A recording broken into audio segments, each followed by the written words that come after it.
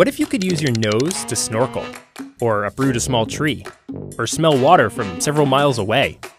Well, elephants wouldn't be that impressed.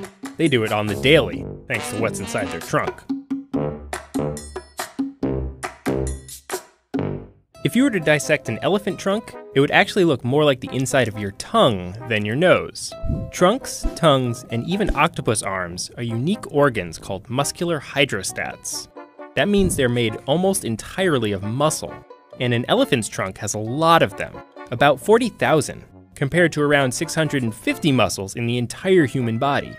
Normally, muscles depend on bones and joints to move and exert force. When we pick up a dumbbell, for example, our bicep pulls on our forearm bones, and that causes them to swing up around our elbow joint. But in an elephant trunk, there are no bones to pull and no joints to hinge on. The muscles take on that role instead. This makes trunks incredibly flexible, so they can move in all directions. And all those muscles mean they're powerful enough to lift hundreds of pounds, yet delicate enough to pick up a tortilla chip without even cracking it.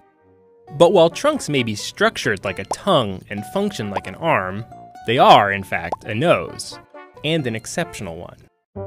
An animal's sense of smell is linked to the number of olfactory receptor genes it has. And elephants, well, they have a lot of them.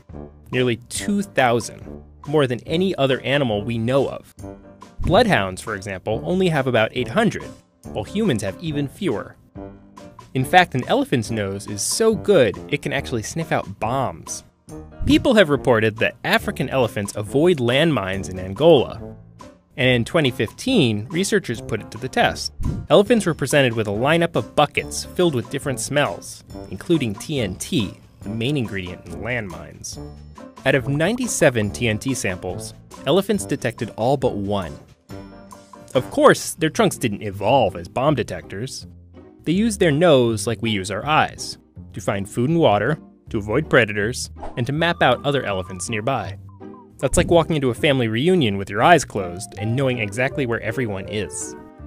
But if you can believe it, there are even more tricks up their trunks.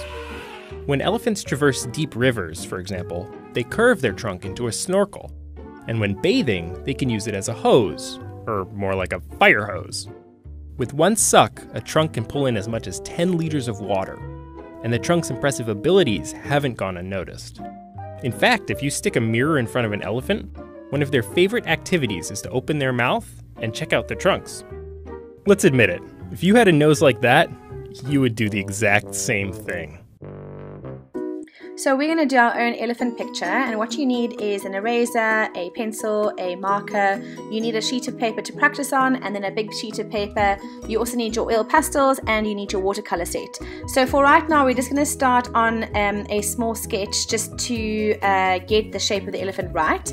And so put your piece of paper as a landscape for me, and we're going to start off with an oval in the middle of your page. Now obviously an elephant has a rather large tummy, which is what we're drawing right now. So you need to draw a relatively big oval, and then we're going to move on to the head. So now from that oval, you're going to do kind of like a curve going down, and then you're going to finish it off at the trunk at the bottom and then meet it back up at the trunk. Okay, so it's a very odd little shape there, but I know you guys can manage this.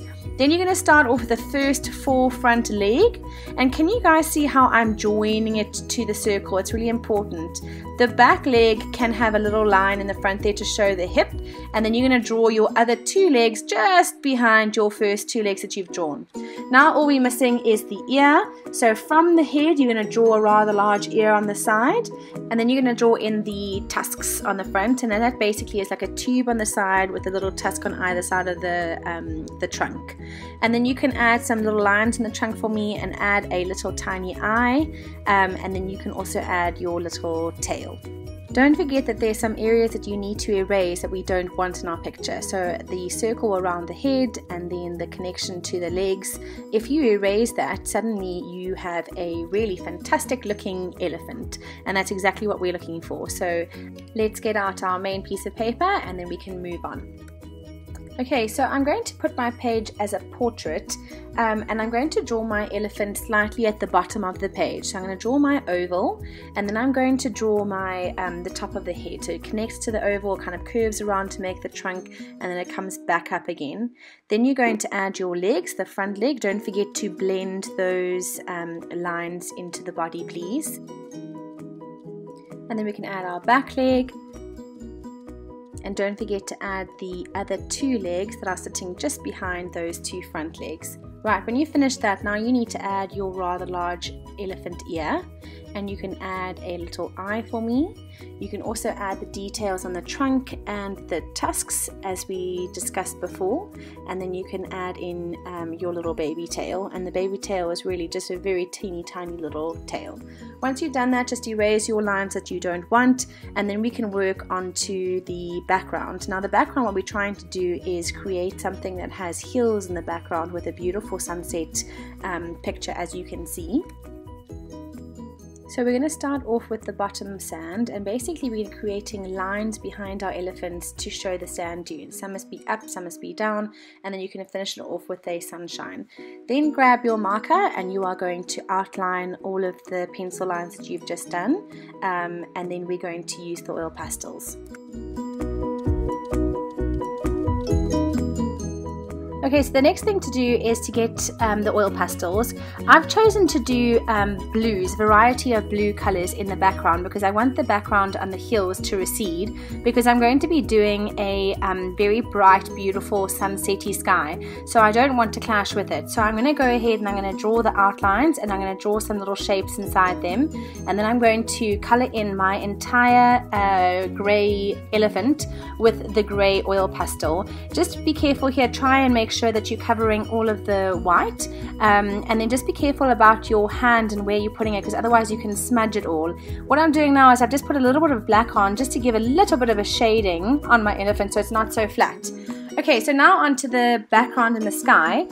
We drew a sun up at the top there, and so just make that yellow, and then go ahead and draw kind of some shapes or some colors in the background of sunsetty colors.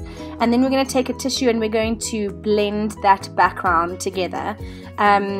When you have finished your little blended background, you're going to grab the watercolor paper, watercolor palette, excuse me, and then you are going to paint the sections of sand in the blues in the background. And that's your project, guys. I can't wait to see what you come up with.